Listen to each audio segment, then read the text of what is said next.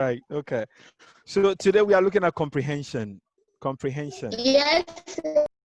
Okay. All right. So what we'll do is this. We'll take it gradually. If I go through some of the slides and you do not understand, it's recording. Okay. I go through some of the slides and you do not understand, you can just raise up your hand. But we'll go gradually so that I'll get to a point, and then I'll allow for questions, and then we'll take it from there. I don't want to rush it. I want us to understand this topic very well, comprehension. You know, in the English paper, we have um, um, three aspects that is mainly written. That is comprehension, summary, and composition. Those three areas give you 100 marks. Comprehension gives you 20, summary gives you 30, and then essay writing gives you 50, all amounting to 100 marks. And so last week we did summary. This week we'll do comprehension. And then I would want us to take it gradually so that you will understand. Many students lose a lot of marks when it gets to this area, especially summary and comprehension. These two areas become a lot of problem to, or pose a lot of problem to you students. So we'll take it gradually. And so so here we go. Now, so okay, so we'll look at our learning objectives. By the end of this lesson, you should know about everything that the comprehension paper is about, the comprehension itself, then the questions that they set, the types of questions, the various types of questions that is set under the comprehension, you know, passage, and then how to answer them correctly, how to answer them correctly. So this is what we're going to do. So you should know everything concerning the comprehension paper, the comprehension itself, the questions that come under it, how to answer it. So know the types of comprehension questions, know the types of comprehension passages, the kind of passages that they also bring, and also know how to answer the comprehension paper. You should be able to know how to answer the comprehension paper. Now, then, so let's move on to the first page. Now, comprehension. Why comprehension? Why comprehension? Now, it says understanding what you read as one of the basic requirements for proficiency in the English language. Understanding what you read. There's one thing reading, and there's another thing understanding what you have read.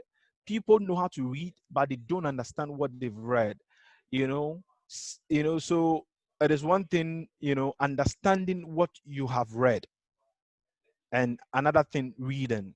Now, so understanding what you read is one of the basic requirements. So the comprehension passage is given to you, and they expect that you understand the passage that has been given to you, and for so that you'll be able to answer the questions that follow. So the comprehension paper tests the candidate's ability to, one, read effectively, read effectively. B, understand a passage or passages of moderate difficulty. Moderate difficulty, which means that, for instance, you are in senior high school. They should give you a passage of the level of senior high school that you should be able to understand.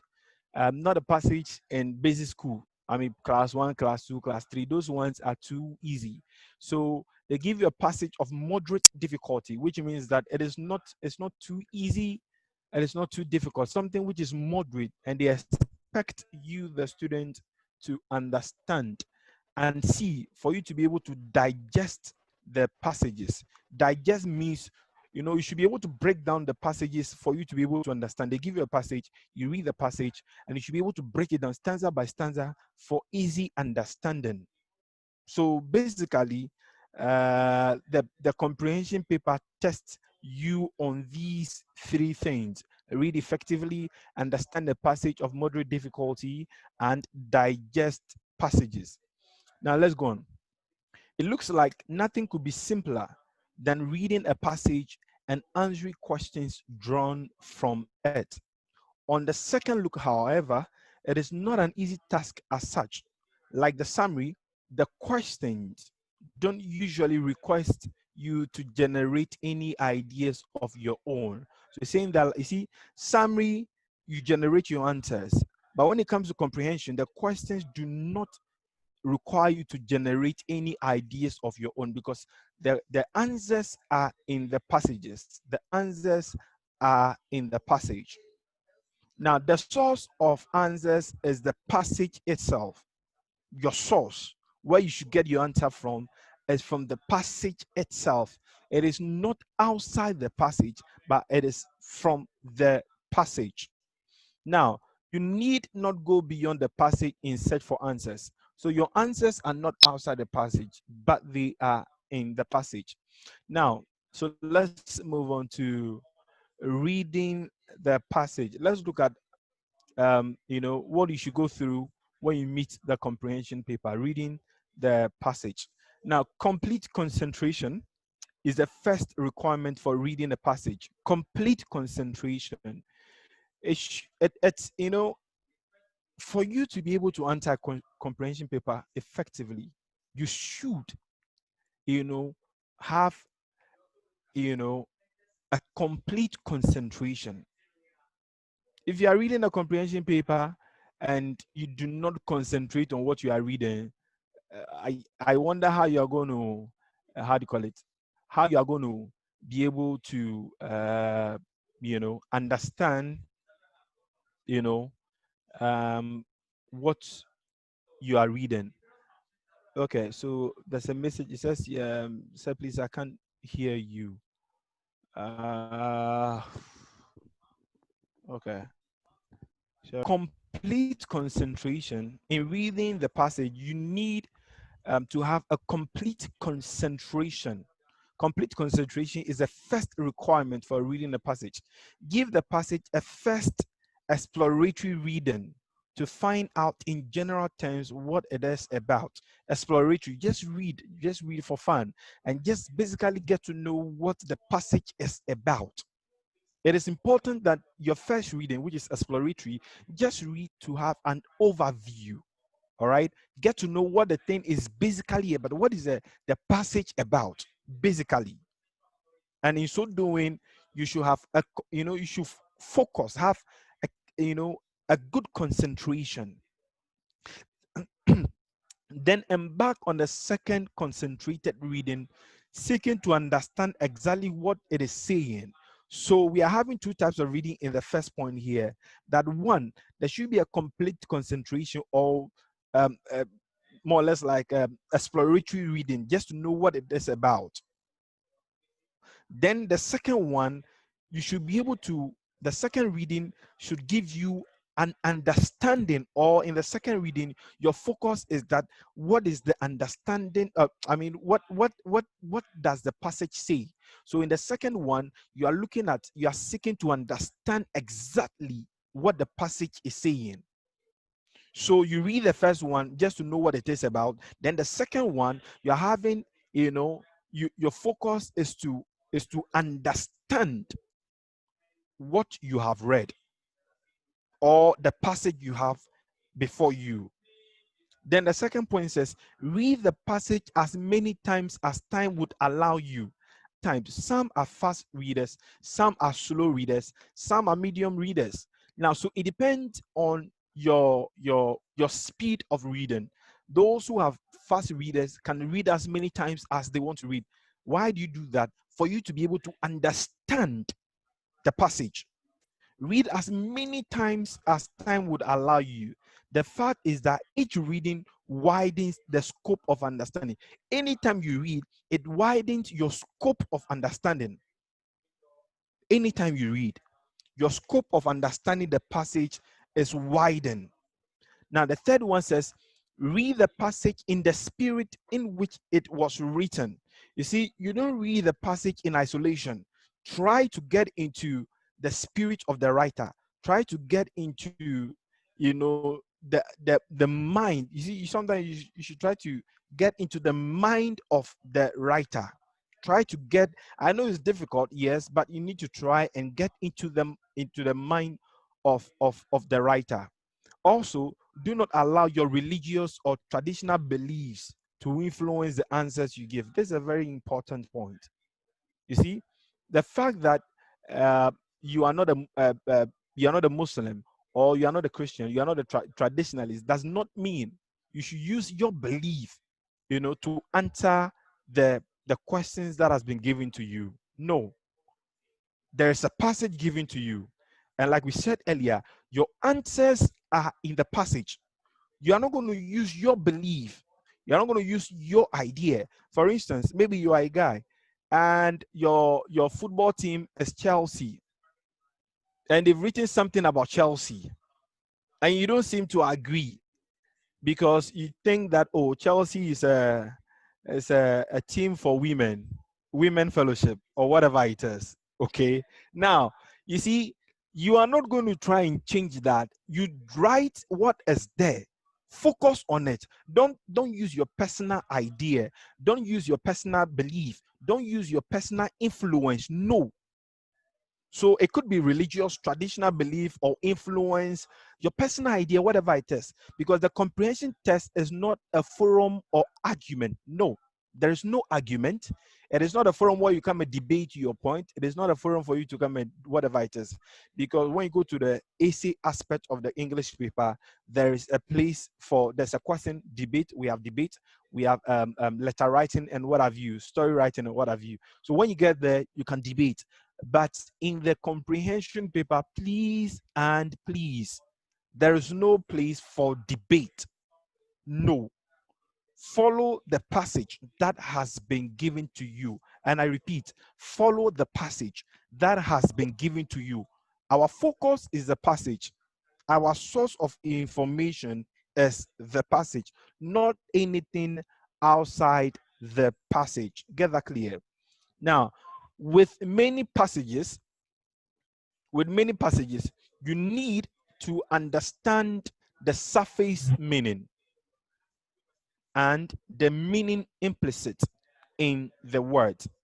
You see, now some of the things that, some of the passages you can read and there's a surface meaning, and then there's a deeper meaning to what they've written.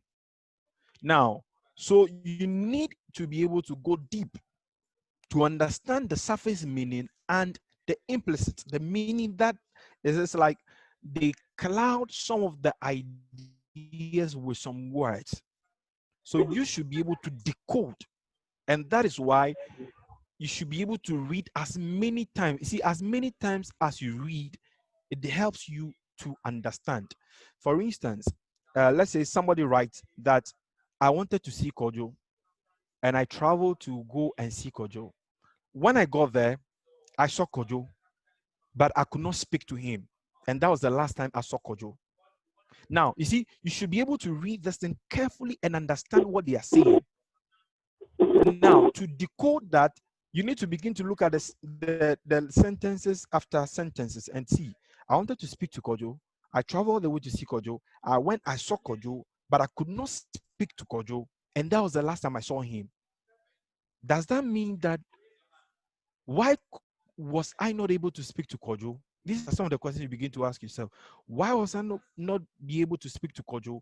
Why is it that was the last time I'm seeing him? It gives you an idea that, okay, well, I saw Kojo, but maybe Kojo was late in stage. Maybe Kojo is dead. So I saw him, but I couldn't speak to him. And that was the last time seeing him. So some of these things, you should be able to read. So as many times as you read, it gives you, it widens your understanding, it broadens your understanding for you to be able to break down some of these things and understand some of them. So let's go on to, okay. So our next area that we'll be looking at as types of comprehension questions. Types of comprehension questions. There are many types of comprehension questions. So the comprehension paper is set on some areas. So it says questions set on the comprehension paper include the following. A, we look at the vocabulary. 5 or 6 words are chosen from the passage and underlined. So if you look at the comprehension paper, you realize that about 5, 6 words are underlined in the passage. Those are the vocabulary questions. So it says that here, meanings of these words should be given in context. The meaning should not be taken out of context. The meaning should be, given. So the word is there. Make sure you look for a word that can easily replace in the context in which it has been written. Now, then second, it says they should be similar in meaning. Similar in meaning, synonym. The third one says they should be capable of replacing the words given in the question. So if you take a word out and you are putting another word in place, that word should be able to what? Replace what you are taking out. You should be capable of replacing the words given in the question. The next one says the number, that is whether the word is singular or plural, and the tense of the words should be retained. Now, singular or plural, if you are looking at a noun like boy, singular, boys, plural. Now, boy, singular, boys, plural. Now, so look at the word, is it singular or plural? Then you look at the tense. Eat, simple present, eaten, ate, past tense. So you look at eat, simple present, you look at ate, past tense. So you should look at, the tense of the word as well. Now, then the next one says watch articles. Watch article answers should go with articles. Now, see, we are looking at, for instance, we have article, let's say, or an. Now, which precede? Precede means comes before the word. Now, so in getting your word to replace it, you should also look at the article. If you got a word and the article cannot match it, then please don't use that word. An example is down there. It says, for example, a replacement of the word silly in the sentence. Now, so you say, this is a sentence. He gave a silly answer. He gave a silly answer. Should, okay, let me see, sorry. Okay, so our focus is silly. So for instance, let's say the sentence is he gave a silly answer. You are supposed to, or they've underlined the word silly, and you are supposed to replace silly with another word. Which other word will replace silly? Now, we have some examples here. Examples here. We have foolish, we have senseless. Then it says, but not upset or unintelligent, as these two words cannot go with the article a. Why? Because the example is this, he gave a silly answer. He gave a silly answer. When you take away a silly, you can replace that with what? He gave a foolish answer, or he gave a senseless answer. When you put upset there, you cannot say he gave a upset answer. No. Or he gave an intelligent answer. No. Because these two words, upset and unintelligent, cannot go with the article a. Okay, let's go on. I hope that is understood. Now, then the second type of question, that you should expect is the implication or implicit type. In our reading, we sometimes have to look for the meaning behind the word rather than make a point or put across a fact directly or explicitly. A writer may choose to be implicit. Now let's look at something. It says below is an extract and a question whose answer is implicitly rather than expressly stated. Then there's a write-up that says it is exactly 4 years ago when Mama Ture placed her firstborn child in a simple grave near her hut. She was barely 18 at the time, but no stranger to misfortune. Now, then there's a question: how old is Mama Ture now? You see, it is not stated anywhere in the passage the age of Mama Ture, but we can deduce the age of Mama Ture from that test there. Now, read through that and give me the age of Mama Ture. Read through that and give me the age of Mama Ture. Yes, Kwaku Yunus, you have your hand up. She's 22. She's 22. Good. How did Yes. we know that she's 22? Good. Your Say answer is 22. correct. How did we know? Yes. How did we know that the answer is 22? Yes. Say, Yes. say from the passage, it said Mm-hmm. she was barely 18 at the time, but no stranger Mm-hmm. to misfortune. And now Good. they're saying it's exactly 4 years ago. Good. So you So add you the see, 18, the 4. good. You see, so you realize that it is not stated clearly. It is not clear cut that, oh, Mama Ture is 22. But from the passage, we can deduce that she's 22. So some of the questions may come in this form. So you have to read very well. So you see, this one, the answer is there. But if you're not smart enough, it will go against you. Now, Paku Eunice, you can put your hand down. You can put your hand down. Your hand is still up. So implicitly,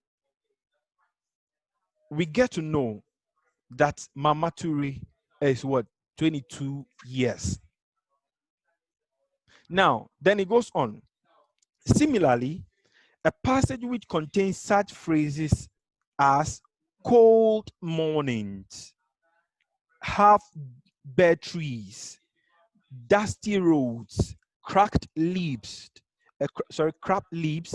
and parched dry skin is making an indirect reference to the Hamatan, because we find these things many times around the Hamatan season.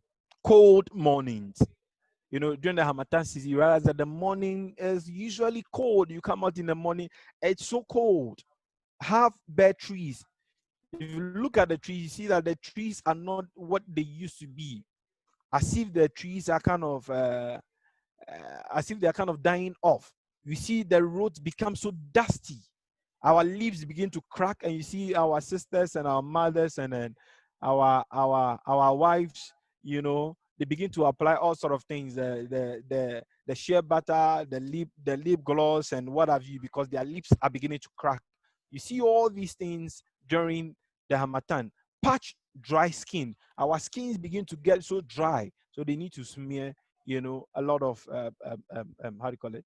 A lot of pomade. So these are some of the things. So implication or implicit type of question.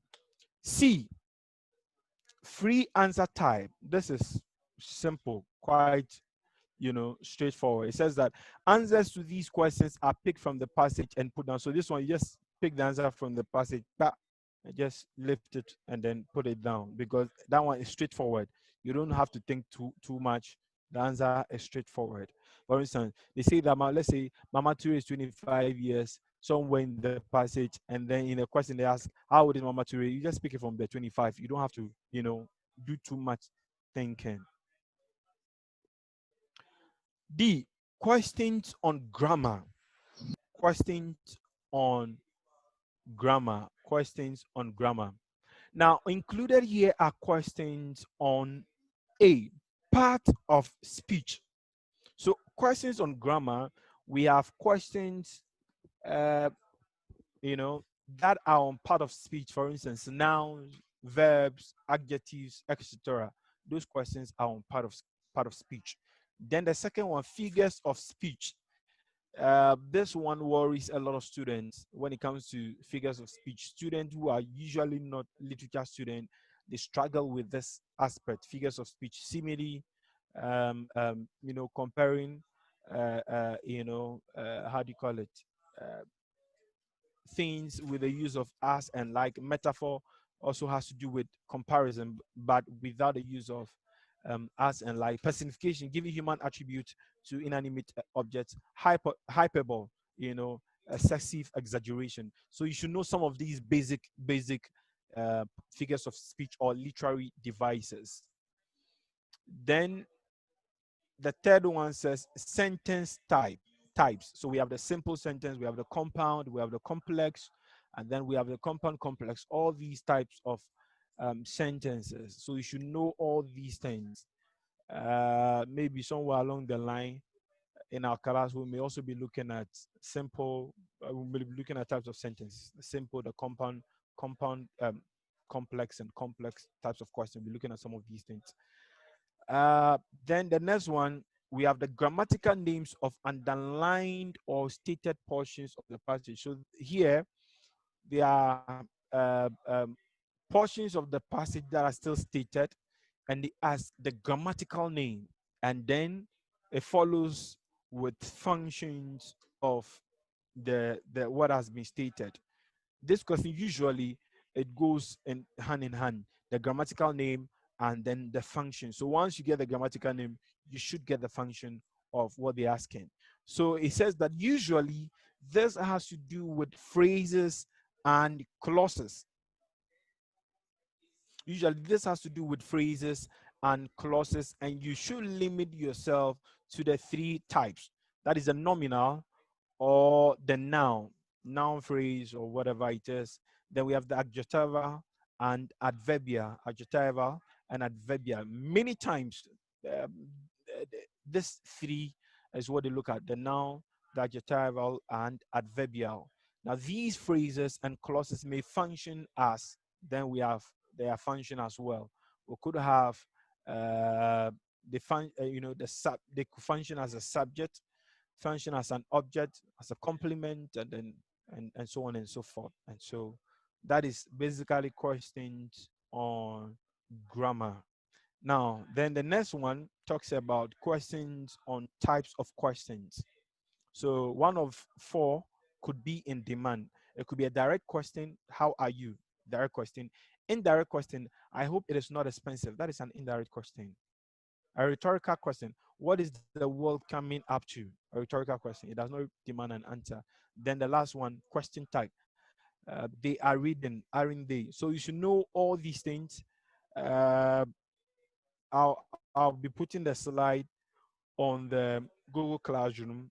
You take your time, go through over and over again. Then you get to know the kind of questions that WAEC usually ask in the comprehension paper.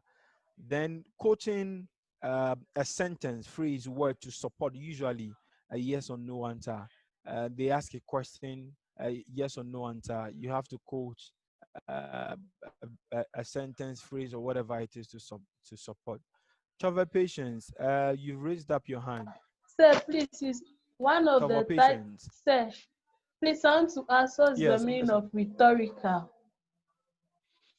Now, a rhetorical question is a question that does not demand an answer. So they ask a question. It's like the answer. It's even known by everyone. So there's no need for an answer. So somebody says, "What is the world, turning into?" It's not a question that demands an answer. It's not a question that demands that you should go and be doing explanation. Everybody knows what they are referring to. So basically, a rhetorical question is a question that does not demand an answer. Please, do you Okay, sir. understand? Thank you. Yes. Do you understand? Good, good. Yes, please. All right, so good.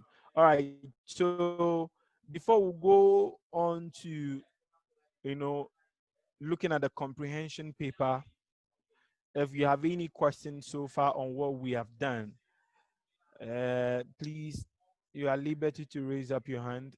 and ask your question before we go on. If you have any question, please ask.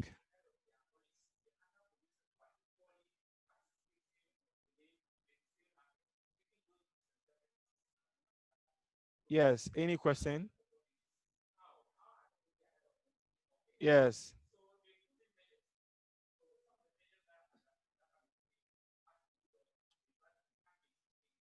No question.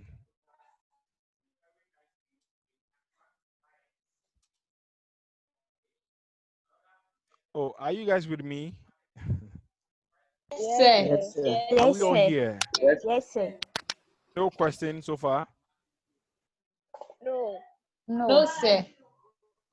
No, sir. That is to No. say that you are all getting what we are doing. Yes, sir. Yes. All right. Thank you very much. Yes, sir. Okay. Thank you. So let's go on. All right. Let's go on. The comprehension paper. It says the test items of the comprehension paper are designed to test how well a candidate understands what is read. The test items of the comprehension paper are designed to test how well a candidate understand what is read, because the question is asked and they want to know how well you understand the passage. The answers you provide will determine how well you understand the passage. So Wayak wants to know how you are able to understand passages when they are given to you. When they give you a passage, how do you understand? And so in get for them to know how they understand, for them to know whether you understand or you do not understand will determine on the kind of answers you provide. If you provide correct answers, it goes to prove that you understand the passage, and that is why you're able to, you're able to adduce correct answers. So basically, that is why the the comprehension paper is given to you. These test items do not measure the understanding of a particular topic or subject. Now, it means that they are not looking at how well you understand a particular topic, a particular subject. No, that is not their focus. What they are focused on, or what they want to know, or what they want to see, is how well you understand the passage that has been given to you. They are not there to argue with you whether you understand topics on how do you call it, politics or religion or what have you. Those ones, it's not necessary. No. Now, for this reason, knowledge outside the content of the passage is not required. So you do not provide, knowledge outside the content of the passage given to you. That is not necessary. Now, in the summary paper, so that is the difference. In the summary paper, they expect you to come out with, your own thinking. They test your thinking. But this one, uh, your knowledge outside the content of the passage is not required. They give you a passage, they give you questions, read the passage, understand the passage, provide the correct answers from the passage. That is what WAEC expect from you. Now, so look at the types of comprehension passages. Types of comprehension passages. The first one, the comprehension passage could be a narrative, which means that the passage set may be a narrative. Narrative means telling a story. The passage may just be telling a story. A series of events are strung together to tell what happened and thereby make a point. To well understand narrative passages, see the linkage of event and factors explaining them. Let me take that again. To well understand narrative passages, see the linkage of event. So look at how the event link, to each other after the other. See the linkage of event and factors explaining them. Questions may center on what happened, who did what, how, and why. So if you can look at the linkage, then it is easy for you to, answer questions on what happened, who did what, How? Why? For instance, if you are having a chat with a friend, you're having a chat with a friend, you know, and then your friend is, you know, saying all sort of things. Oh, really? So what happened? Oh, why did this person do this? Oh, see, the friend is narrating something, and many times we open our ears so wide and so smart we want to hear. Oh, so we are going to apply the same thing here. Follow one after the other to understand what they are saying for you to be able to answer the questions correctly. All right. A lot of you are saying you can't hear me. You can't hear me. You can't hear me. Please check your sound. Please check your sound so that you can hear me. Please. It's very important. Please check your sound. All right, let's go on. All right, let's go on. Now, the second one, a writer's personal observation. Maybe this one, the writer, the passage is about a writer who has observed something that is ongoing and decides to just write. So a writer's personal observation, that is a passage may also state a writer's personal observation about something many have taken for granted. What is usual or commonplace is interpreted or analyzed in an interesting manner. These passages unravel a pattern, impact, or the significance of something not yet observed or discerned by many.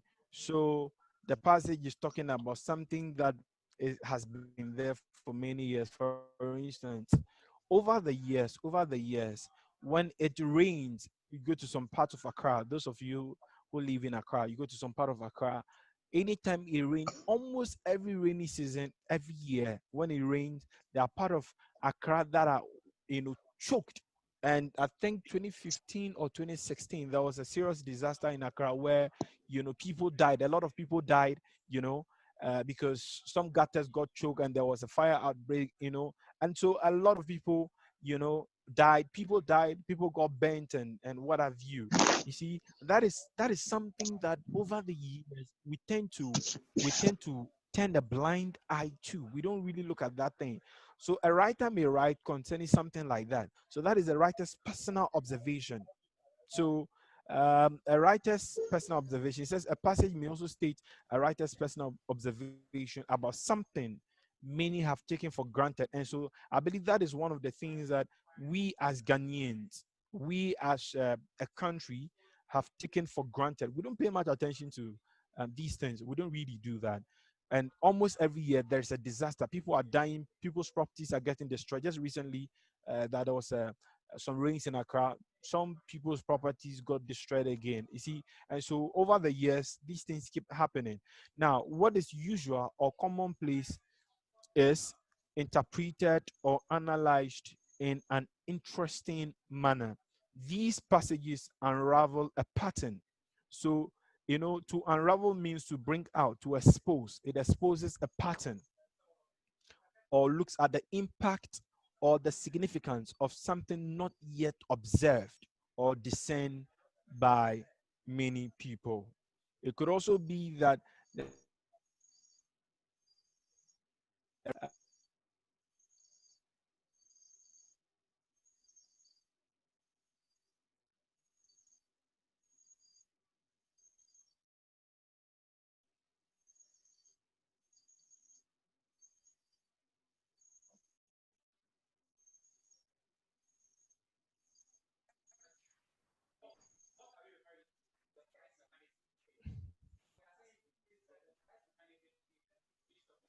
Ooh, sorry, I don't know what just happened.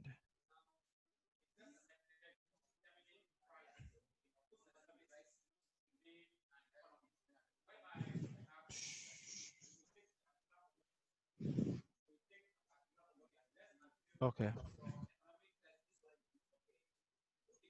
All right, so let's go on. Please, are we all back on track now? All right. Okay. Yes, sir. Okay.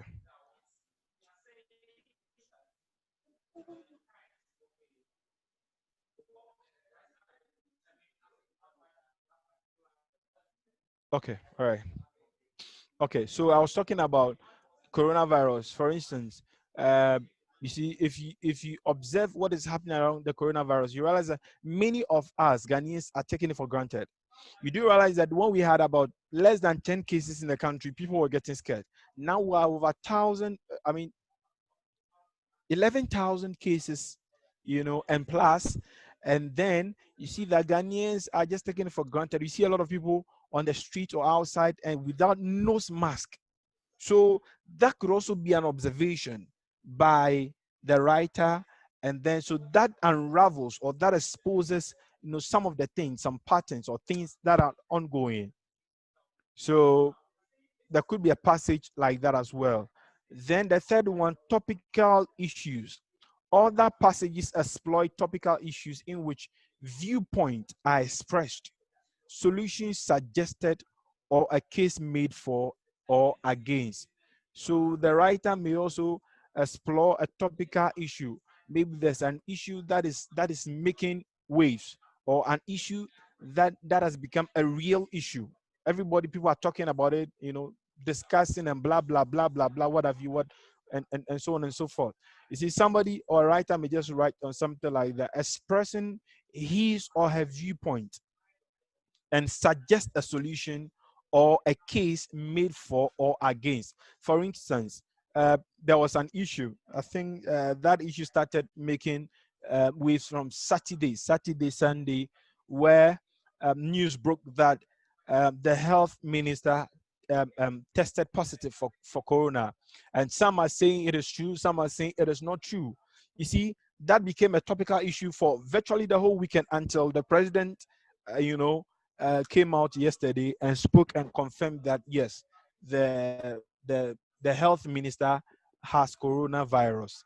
You see, so something like that. So somebody wrote about it Saturday. Somebody wrote about it earlier on Sunday, expressing their viewpoint. So something like that. I'm not saying that is exactly, but I'm just trying to explain to you. It could be in that form. So it could be a topical issue. So over the whole weekend, that was one of the topical issues. People were talking about that, lambasting the health minister, why he tested positive, and he didn't want to come out to say that I am positive, and then to use that as an avenue to preach against the stigmatization of coronavirus, how people stigmatize coronavirus patients. But he didn't come out to do that. And so, hey, if somebody saying it's positive, somebody saying it's not positive, and so on and so forth. So that was something, that was topical virtually over the whole weekend.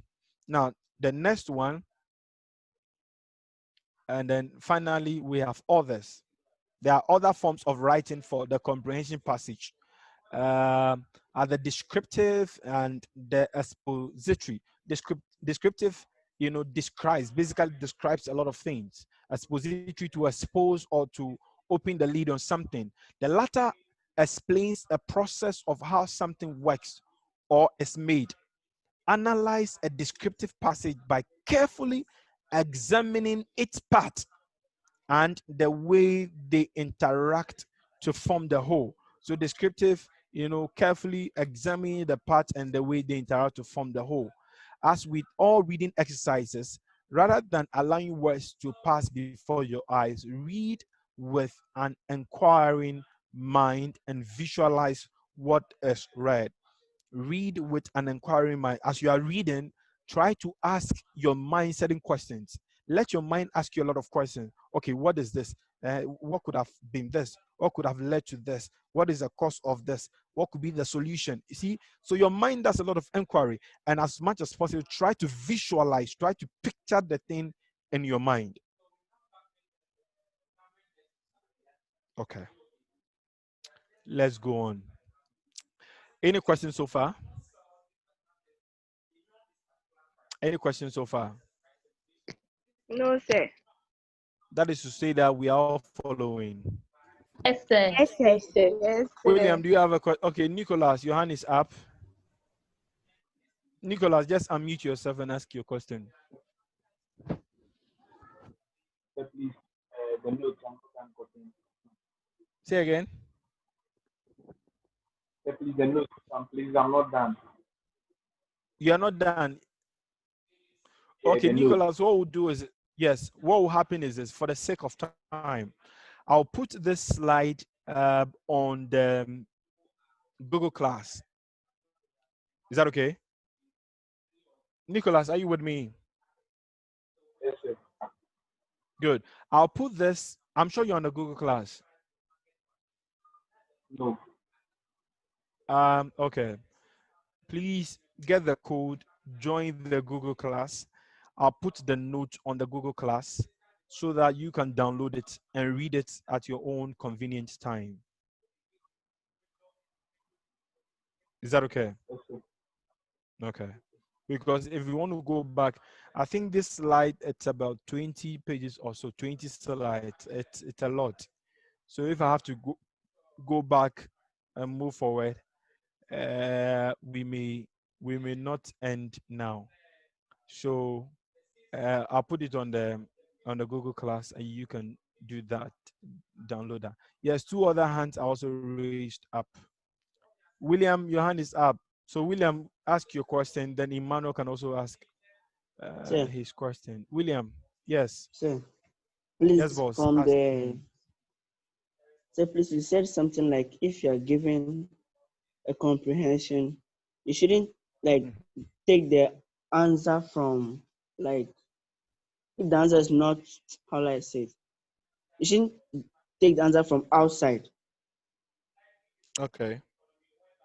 Yes. So I'm asking that what if the answer is not in the passage?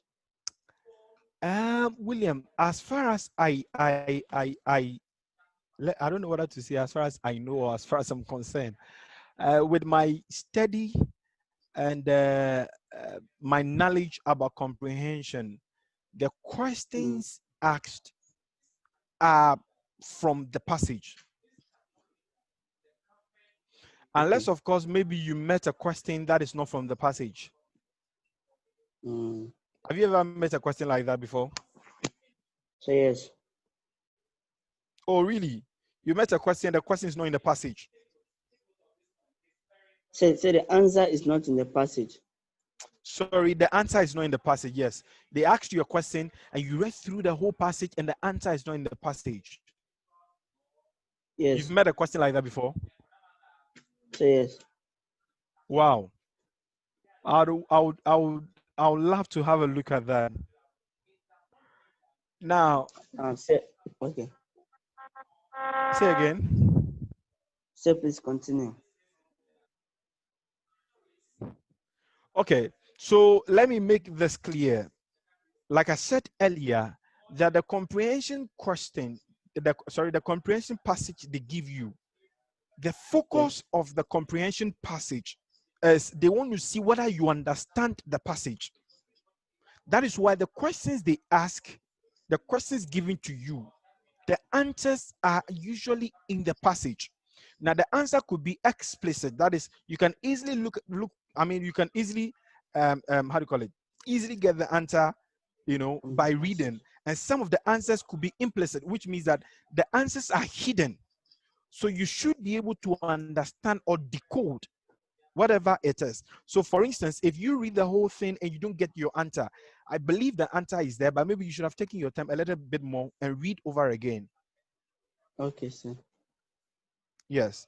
But if you have a passage like that, let's see how we can get that passage so that we'll look at that passage and then we'll see what you are saying, whether it is actually true or not. But I know that the questions asked, that is why we look at all the questions, about 4 or 5 questions. For instance, the vocabulary type of question, we have the implication or the implicit type of question.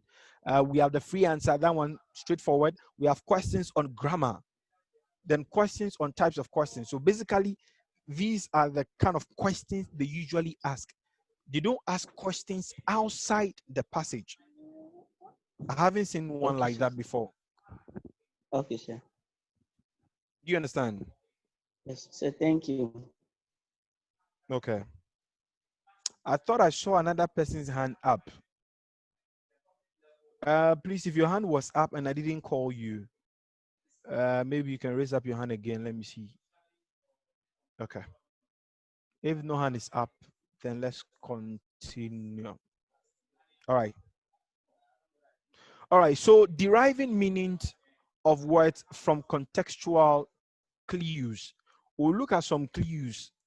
All right. And we'll see, when we say a clue at, it gives you a hint.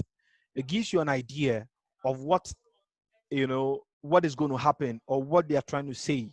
So look at some of those things and basically look at the ideas they are trying to convey. It says that a passage written with many unfamiliar words is not easily digested because the meaning becomes beclouded, which means that a passage that has been written and there are so much unfamiliar words, most of the words you meet are unfamiliar. It means you're not familiar with those words. Now, those kind of passages, it becomes difficult for you, the student, to digest the meaning of the passage. Now, then it goes on to say, luckily, the meaning of unfamiliar vocabulary can be worked out from contextual clues. So please, let's pay attention. You get a passage, you read, you don't understand. These are some of the clues you use in getting or decoding or understanding what has been, written in the passage. Now it says unfamiliar words often move along with familiar words. Unfamiliar words. Unfamiliar means words you are not so used to. Usually move with words you are known to or words you are used to. So unfamiliar words often move along with familiar words. In most cases, you can derive the meaning of a word from its setting or context. Setting, where the word has been placed or where the word comes, and the context, the the general idea they are trying to portray. Now, this is so because the familiar words in a sentence can determine the meaning of the unfamiliar words. Note how examples below illustrate specific clue words. For instance, we have definitions. Now, some of the words, uh, you know, come in to define, or another will say in a position. In a position means to define the word that has been stated earlier. We'll look at some of those examples. Then some come in the form of examples. They say something, then example, dash, gives add more information. Restatement, we'll be looking at them one by one. That's why I'm not explaining it here. Restatement, comparisons, contrast, causes, and effect, tend to provide clues uncovering meanings of difficult words. Difficult words. So the first one, definition of clues or definition as clues. Now, definitions are given by use of such clue or hint words as which means. When you meet a word which means, it means that it explains something. That is, it explains something. Which is, it explains something. Who is, it explains something. Or words in apposition, like I mentioned earlier. So look at those. When you meet something, they're writing something, say, which means it explains something. It gives you an idea that it is explaining something, or gives you a clue that it is explaining something. Then another one, that is, it is also explaining something. Then which is also explaining. Okay. Now, so look at the first one. That is feminist. Look at this example A. Feminist. Campaigners for women's rights also come up strongly against the use of makeup. Now, if you look at that, you see that the first one, we are feminist. Then feminist is defined as campaigners for women's rights. feminists, comma, campaigners for women's rights also come up strongly against the use of makeup. So we are saying that feminists define by the use of opposition, or in other words, we say that campaigners for women's rights is in opposition to feminists, or to the word feminist. So feminist is defined as campaigners for women's rights. Now, if you don't understand this example, let me give you another example. For instance, if you say Mr. Jamesi, comma, the proprietor of Sunrise Christian High School. Now, so we say Mr. Jamesi, the administrator of Sunrise Christian High School, has traveled.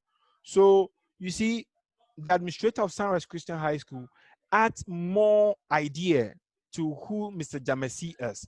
But you can easily say Mr. Jamesi has traveled. But when you say the proprietor of Sunrise Christian High School, we get to know that the proprietor of Sunrise Christian High School adds more clue to who Mr. Jamesi is.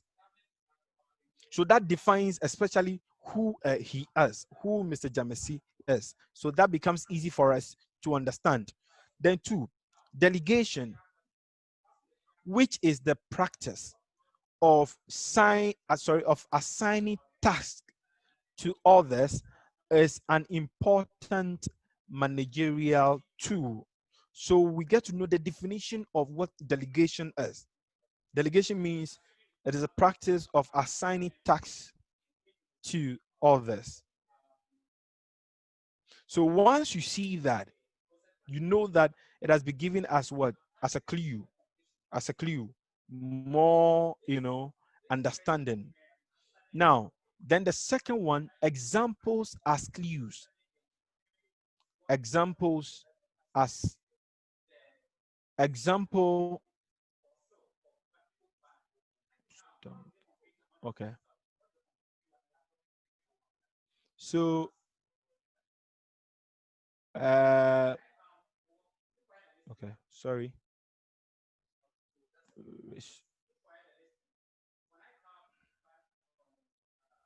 Good.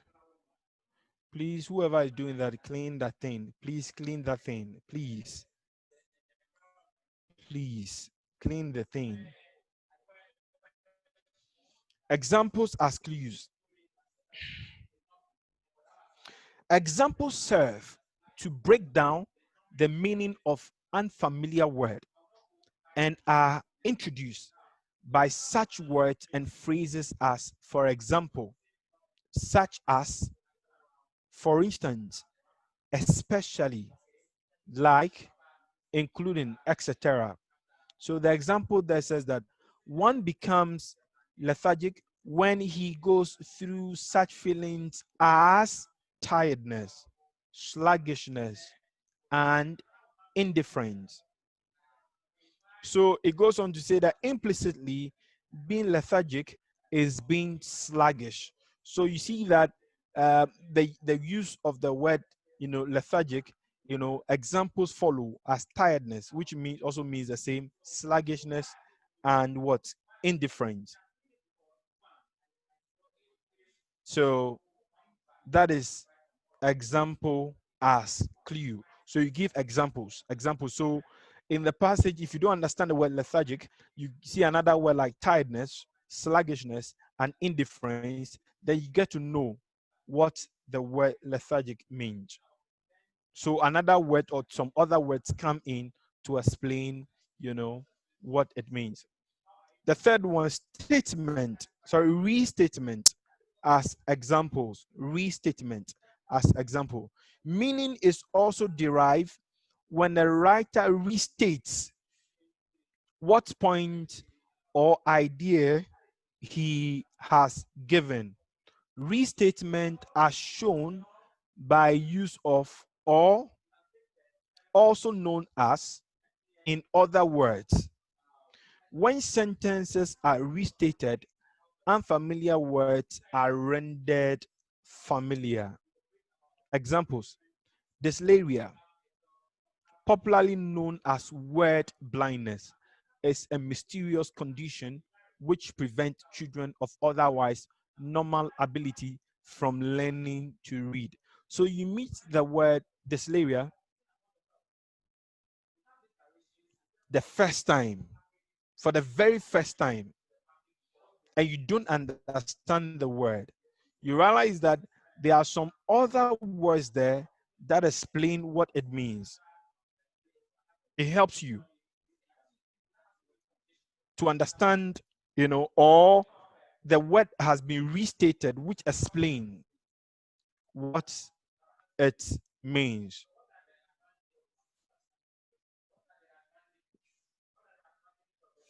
I hope we are all following what we are doing here.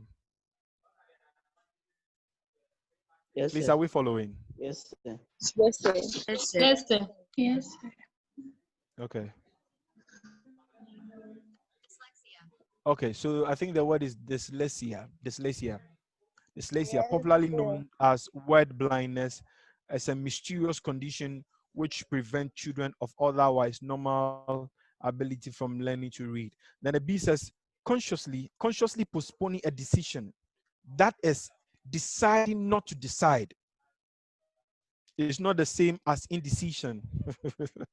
I like this sentence, or this whole structure here. Consciously postponing a decision. Then it goes on to explain further that is deciding not to decide. It's not the same as indecision. Then the fourth one, comparison. Blindness. Comparison as clues. The markers of comparison, the markers, sorry, I think I have makers here, should be markers. M-A-R. The markers of comparison clues are likewise, similarly, in the same way, like, as, and so on and so forth.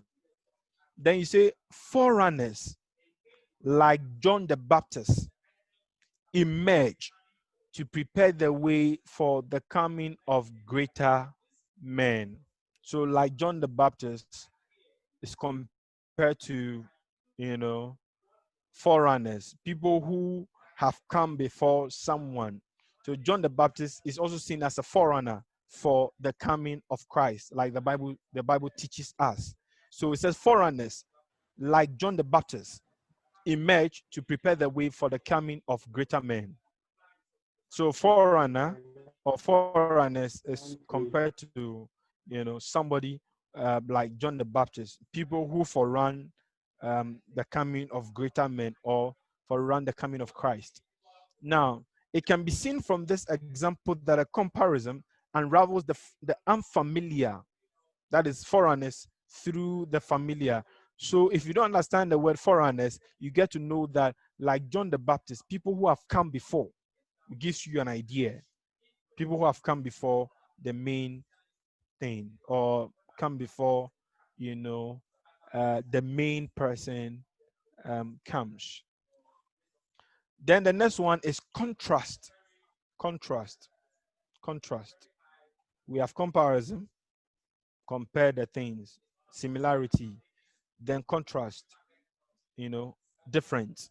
Contrast is conveyed by such clues, such clue words as whereas, in contrast to, on the contrary, unlike, however, although, but. So you see these words, then you know that, it's a contrast, or more or less like, opposite, more or less.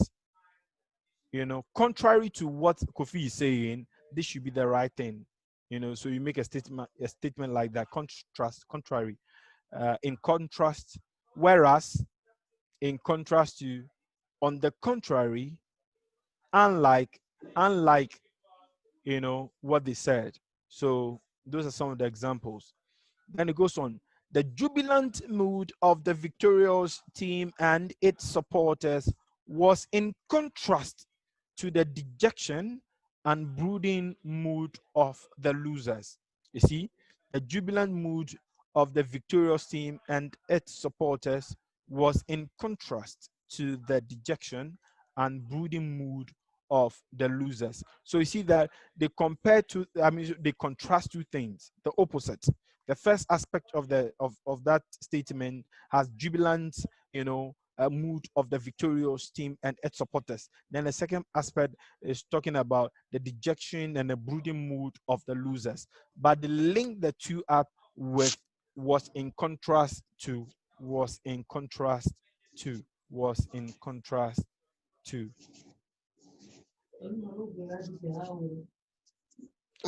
Now the next one. The next one. Punctuation marks as clues. Punctuation marks as clues. Now it says punctuation marks can also provide clues or unravel the meaning of the unfamiliar word. For instance, definitions. Please just a minute. For instance, definitions and restatement. So it should be and restatement. Definitions and restatement are sometimes set off with commas or dashes. For instance, the Vatican is an enclave. Then there's a dash there. An independent country dash surrounded by Italy. So if you don't know what the Vatican enclave is, by the use of the punctuation dash dash, you get to know that the Vatican enclave is an independent country in Italy. Vatican is an independent, country in Italy. So the sentence goes like this: the Vatican is an enclave, an independent country surrounded by Italy. So if you don't know what Vatican is, the use of the dash, and then that statement in between gives us a clear idea of what Vatican is or where Vatican is, and how they are also an independent country, but it is in Italy. Okay, so I'll pause here for question before we move on to the next segment. I'll pause here. If you have any question, please, you can ask that question before we go on. You can ask that question before we go on. Yes. Any questions so far?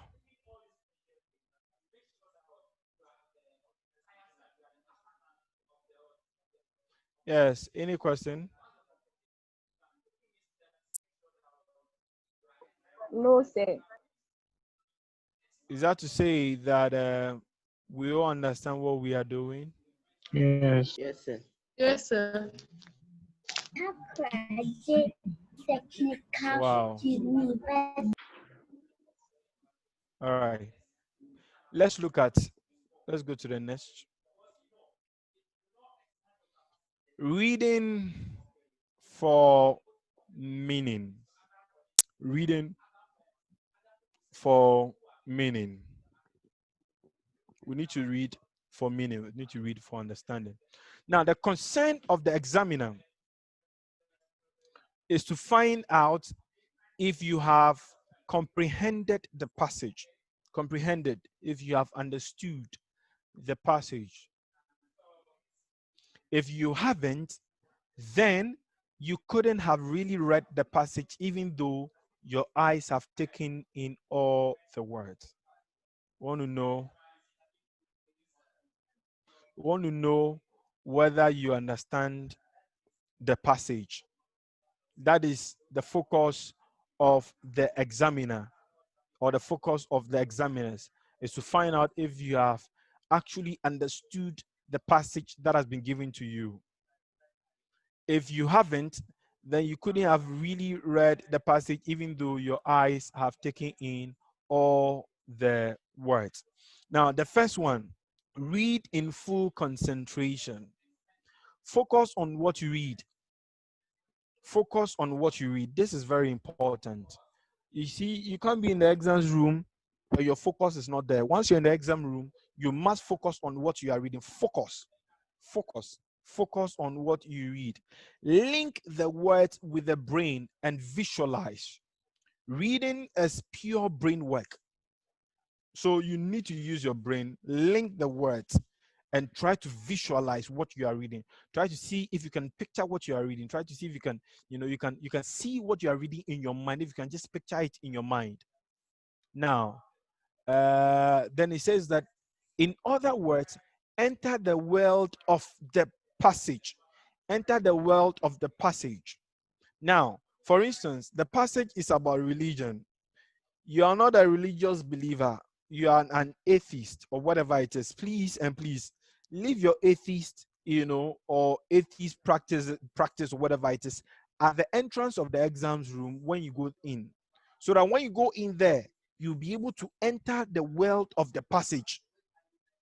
Because it may be talking about Christianity, it may be talking about Muslims, it may be talking about Hinduism or whatever it is. You don't like politics, and the passage is about politics. You need to try and get yourself into the passage. You don't like football, the passage is about football.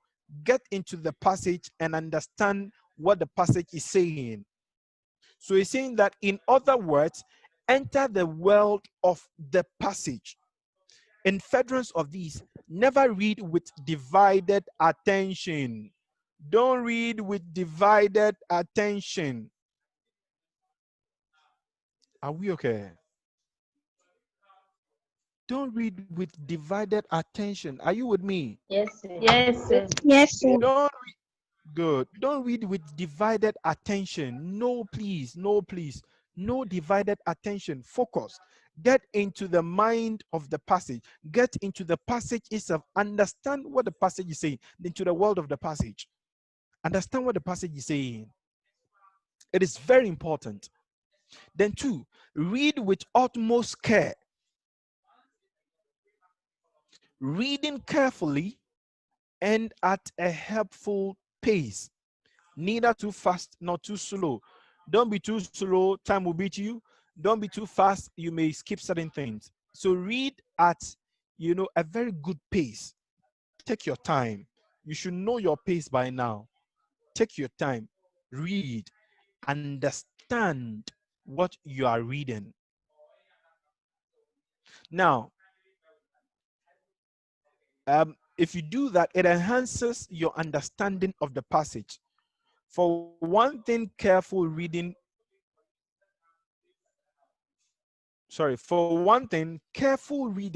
prevents your misreading words.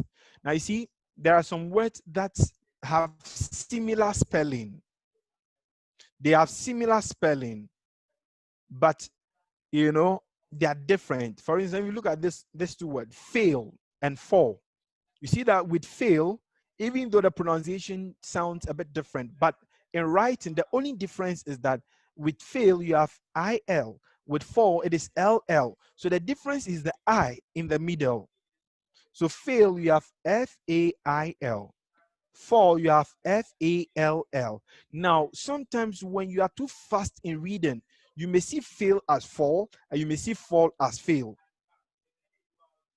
And that may go against you. Look at another word. Farm, form, farm, form. Farm has A, form has O. So the difference, out of the 4-letter words, the difference is the A and the O. You have farm, F-A-R-M, form, F-O-R-M. Now they all have F, they all have R, they all have M. The difference is the A and the O. So if you are reading at a pace that is too much, if you're not careful, you may miss this word. So you must read with utmost care. With utmost care. And you see, when you are reading too fast and you're not careful, you may jump over some lines. You may jump over some lines. So read with utmost care. Okay. Read with utmost care. So I'll be winding up in the next 10 minutes. So let's go through, and then if you have any question you ask, then we end. Now, 3, find out the central message. What is the central message of the passage? It is very important. Be clear in your mind what the passage is all about. Be clear in your mind what the passage is all about. The theme or the subject matter, you should know what the theme is. You should know the subject matter. The subject matter, basically what the passage is about. Your WASI passage is untitled, and the task of knowing what it is yours to do. The WASI passage, it is not titled. So for instance, they don't put a title at the top of the passage. So once you see, many times once you see the title, it gives you an idea what the passage is about. But there is no title there. So you would have to read and understand, get to know the theme, get to know the subject matter. Is that okay? Yes, sir. Yes, sir.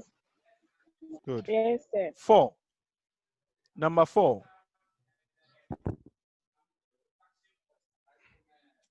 Number 4. Fish for paragraph meaning. Fish for paragraph meaning. You see, each passage has paragraphs. It could be 3 paragraphs, 4 paragraphs, 5 paragraphs, whatever paragraph. You need to analyze the passage paragraph by paragraph. Remember when we're looking at summary 2, we spoke about looking at paragraph by paragraph. This one to look for the paragraph by paragraph meaning. Paragraph by paragraph meaning of what you know, of what is there. So for instance, number 4, undertake a paragraph by paragraph analysis of the passage. Frantically search for the meaning of each paragraph. So know each paragraph, get to know the meaning of each paragraph, what each paragraph is conveying, the idea each paragraph or the point each paragraph is conveying. Watch the opening and closing sentences of the paragraphs, and watch out for the topic sentences. Last week we explained the topic sentences. The topic sentences, usually they introduce the main point.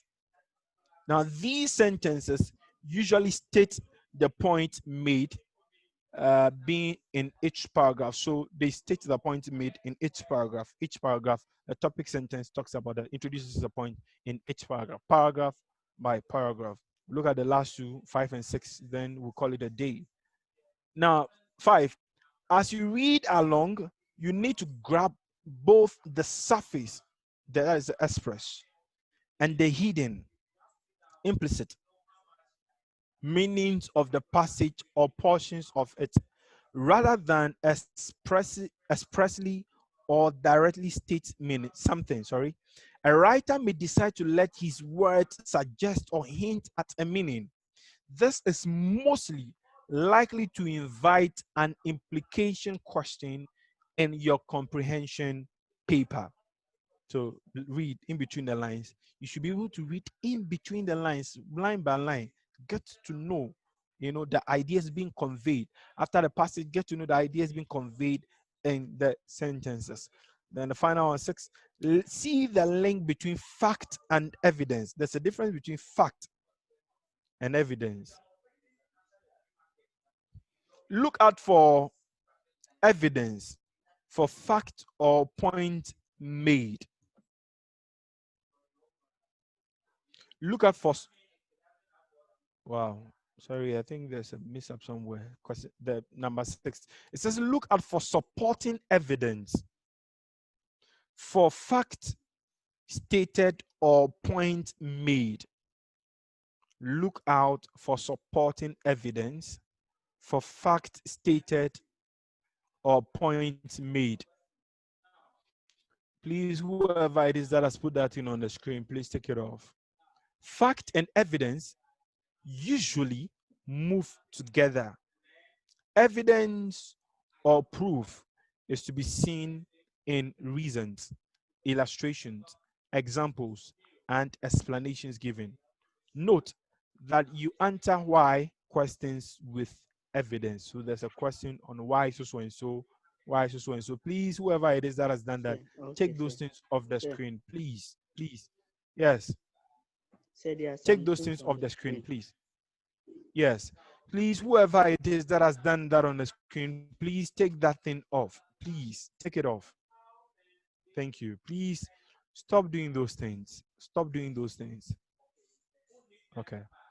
So we will end on point 6 today. Hopefully next week, Monday, we'll finish up with comprehension. Friday, we'll be doing another poem. So like I said, now then there's a new timetable. Instead of Wednesday, we'll rather meet on Friday. So Friday, we'll be doing core literature. We'll do core literature. So please, we'll end here today. If you have any question on what we've done today, please, you are at liberty to raise up your hand.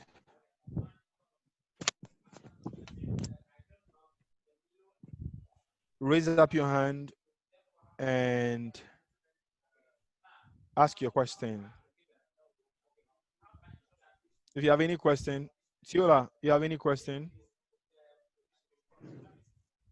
Apenyo Caleb. Any question? Sabaita, any question? Michael, if you have any question, No, sir. if you have, okay. That is to say that you all understand what we've done today. Yes, sir. Sir. Yes, sir. All right.